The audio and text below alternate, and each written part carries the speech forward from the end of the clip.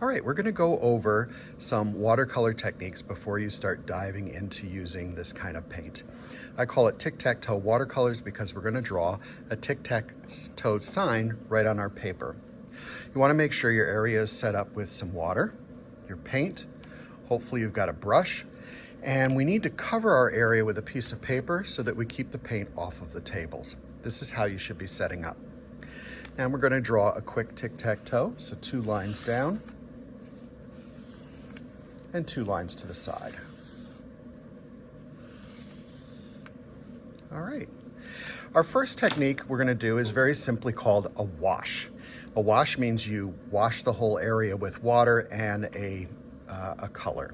So I'm going to do 3 of my boxes here with a wash. So I'm going to go ahead and just quickly add some paint. I can even add some water. It is called watercolors. And if I feel like I need more paint, I can go ahead and dip into the paint and fill in the area. You want the color to be as even as possible.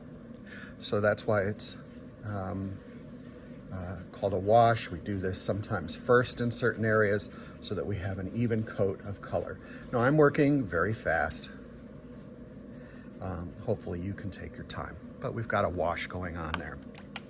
The next thing we can do is called a charge. So what we can do is take the same color, this cyan, and I can just start adding drops of it, or maybe start in the corner, and you could see that it's very, very dark over here, and then it goes to lighter. So it's almost like it's creating a gradient. So I can go ahead and do that, and if I want to, I could use some water, just some plain water, to kind of push it out a little bit. And that's called charging a color. Okay, it might look a little messy now, but it might be a technique that you need. Now we see something that happened over here I was going to show you later. When you make a mistake, go ahead and add a little water to that and then get a tissue and you can wipe it off. It's not going to get rid of all of it, but it will lighten it up. And the faster you get it, the less color will remain behind. So we got a little blue there. That's okay. It's not a big deal. It's watercolors. It is a little bit loose. Okay, our next technique is called resist.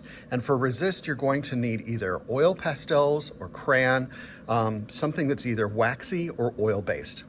Now, I could do a technique here, except this is all wet, so the color would bleed into that area. So I'm gonna work in an area away from the colors.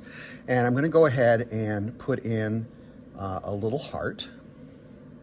And it's white on white, so you can't see it. I'm gonna do it again with a green, right? And I'm gonna put a color on top of this. I'll go with a magenta, and I'm gonna wash the magenta over top of it. And you'll see that the oil resists the watercolor, and our lines start to show up. Okay. So that's a nice technique if you need to have something kind of pop in your image. I used a contrasting color and I also used white, so the white of the paper still shows. I can clean off my brush again before I go into another color. And now I'm gonna do something I call scratch. So you can take a little piece of metal. This is just a paper clip that's opened up. You can use a pointy tool. And again, I want to work on another square. I'm going to work on this one because it's not touching this and it's not touching this. These are still wet. And I'm going to go ahead and I'm going to scratch in my name.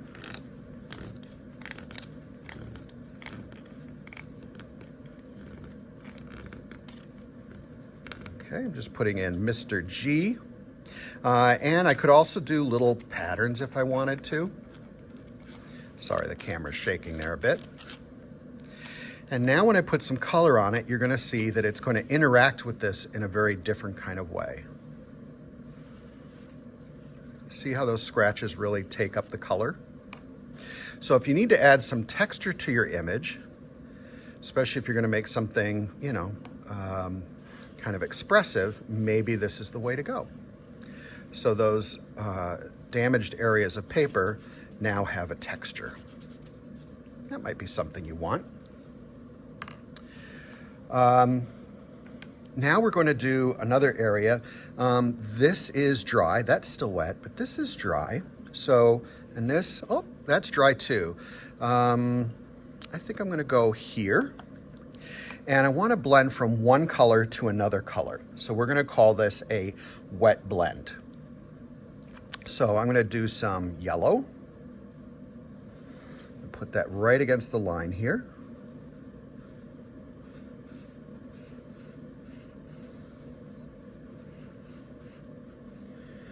And clean off my brush, and I'll pick up a little my cyan.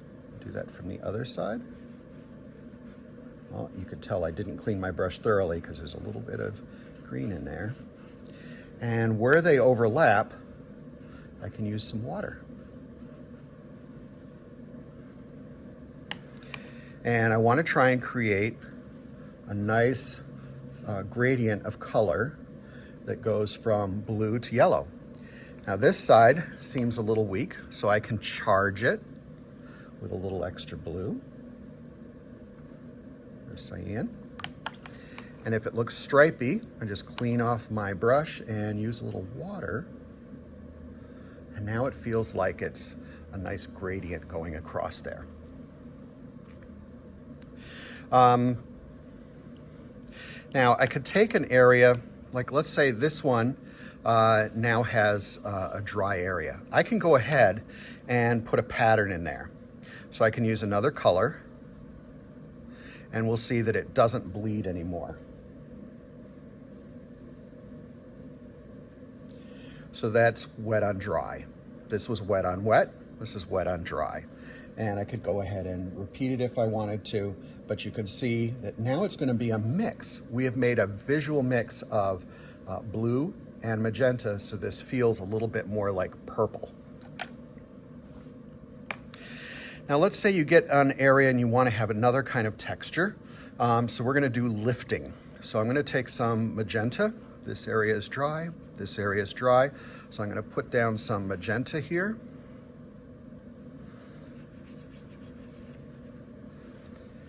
And I'm going to load it up with a whole bunch.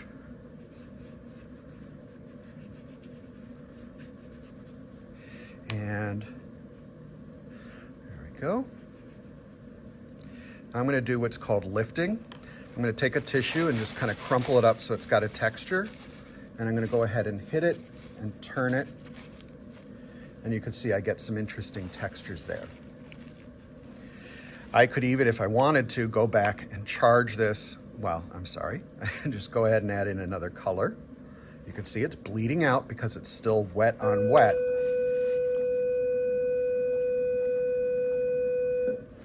And I can hit that as well.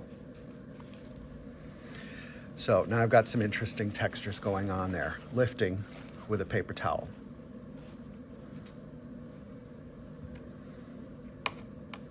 Okay.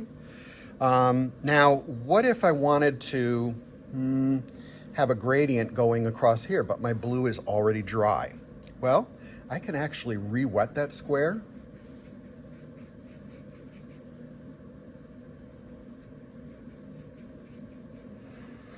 Right up to the edges where I want it to go.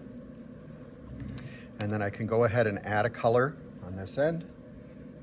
And you can see how it goes right across. And let the brush run out of water, run out of paint. And now I've got a nice gradient. Even though it was dry before, just adding water can reactivate it. What else can we do with watercolors? All right, I'm going to wet another area, and this time I'm just going to use water to wet it.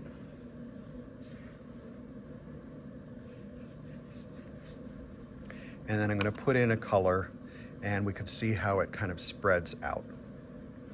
And that's kind of an interesting technique. We can see it all bleed out from having that there. And in this last spot, I'm going to go ahead and lay down some color. Let's do some yellow this time. Now, to avoid it bleeding into there, I'm just not going to let the edges touch.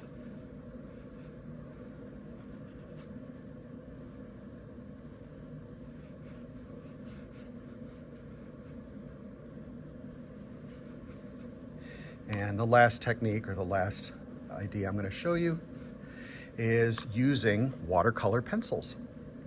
So if your watercolor pencil is labeled as such, you can go ahead and put color right on top of wet areas, and it'll be really intense. We could do little patterns